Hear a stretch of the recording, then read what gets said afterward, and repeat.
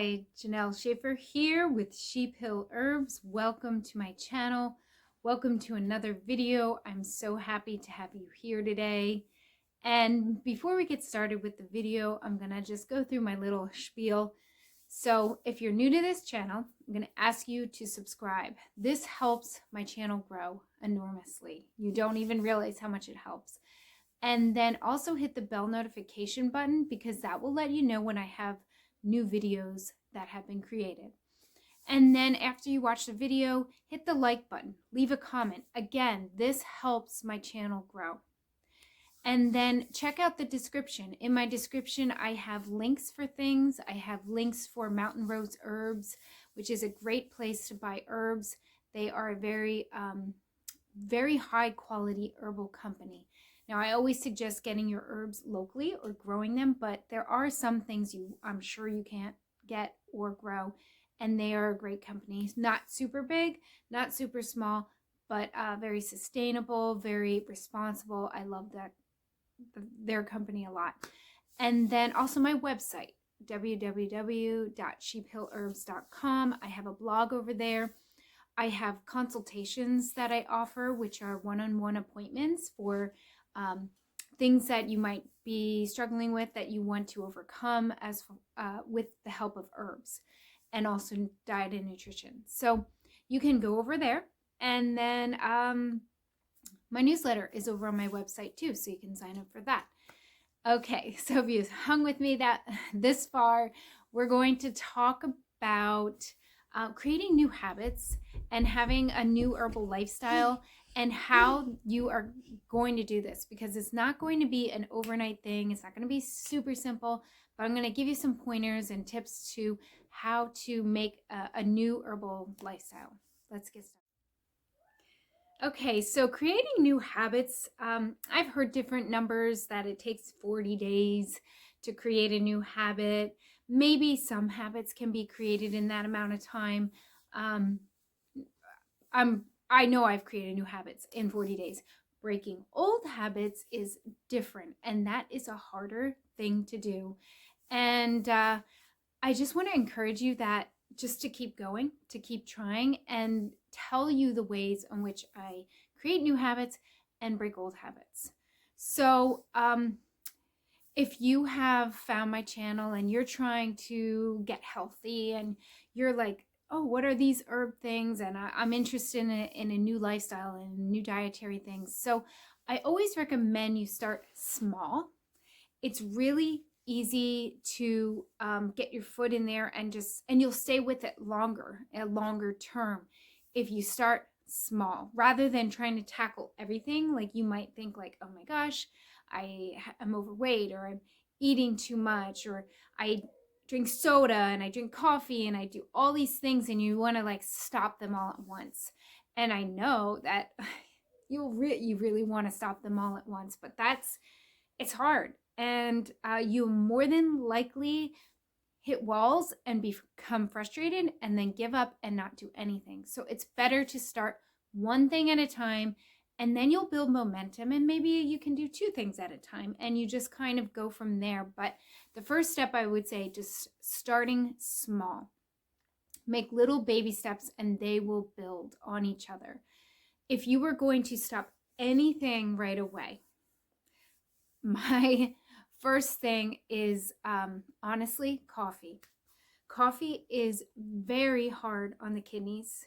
It is very hard on the adrenal glands. It causes adrenal fatigue when taken over time. And coffee is a stimulant. It's going to throw off your sleep. There's so many things, like when I'm working with someone, that the coffee thing just messes up so much in the body. It's really hard to get it straightened out until you stop the coffee. So what do you do if you're not going to drink coffee? You're going to have a coffee withdrawal, caffeine withdrawal.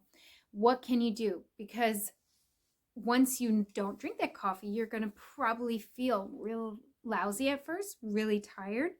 And that is because your sleep cycle has been disrupted, and you want to get onto a good sleep cycle. So having herbs that nourish the nervous system, because you've been kind of revved up with coffee for a while. Now, before I go any further, Coffee is a plant, coffee beans. This is something God created. Why would he create something that I'm saying you shouldn't take or use? Well, it was meant for sacred purposes, for a sacred medicine, for specific reasons. If there was a need for that kind of stimulation, a need to, even for heart issues, to arrest something that, if there's a heart, even if your heart was in struggle or an attack kind of situation, but long distance running, battle, stamina, things for stamina, but not for a daily consumption multiple times a day. That is why coffee is a problem. Long term, it's not good for you. So we want to nourish the nervous system, bring in herbs that are soothing and relaxing to the nervous system to build that up. So I'm going to put this in the description. Catnip. Catnip is fabulous, full of B vitamins. So you can drink catnip tea. Mountain Rose Herbs has great catnip. You can drink the tea. Lavender. Lavender essential oil, super soothing and relaxing to use topically before bed.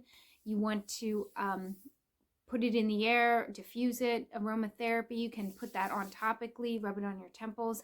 Lavender, you want to soothe yourself. Chamomile, drinking a cup of chamomile tea like an hour or two before bed, again, really great. So soothing things, relaxing things, but what about the things that give us pep so that you can go about your day? So I often say to people, like, if you're stopping coffee, I don't mind if you drink some black tea. Earl tea or Earl Grey tea is a good black tea. Chai tea, there's also spices in there, not nearly as high in the caffeine as coffee. Or maybe some green tea. That, to me, is a okay alternative. Now, I would not become hooked on drinking 6, 7, 8 cups of black tea a day, but 1 cup or 2 cups in the morning, that is an okay way to start. Drinking more water will give you energy. More nutrients. Plant-based foods that have nutrients that are going to give your body what it needs. And you also want to kind of calm down the adrenal glands and soothe those. And for that, I like licorice root. Now, licorice root isn't necessarily meant to be a long-term herb either, but for the time, if you are stopping coffee, you want to add some licorice root powder to your catnip tea and drink that. That will help your adrenal glands. So these things, we're creating new habits. New habits take time to break. The old ones take time. You might mess up. You might be somewhere and you're really tired, or you have to work late and you're like, oh, I just need a cup of coffee. Okay, give yourself a break. You messed up. You're going to try again. When I stopped eating gluten-based foods, because I found that they were not, wreaking havoc on my digestion, it took me probably 2 years to fully stop eating gluten foods, wheat breads, wheat products. That transition was slow, but all the while I'm getting healthier and better because I'm making those baby steps, those changes. So I want to encourage you, start with this slow thing, start with coffee, start replacing, start making progress, and eventually you'll get there. So I hope this video was enlightening, illuminating, and something that will get you on the right track. Leave a comment below. Are you drinking coffee? Are you going to stop drinking coffee today? What are you going to switch to? Comment down below. Are you still drinking coffee? How do you feel about stopping coffee?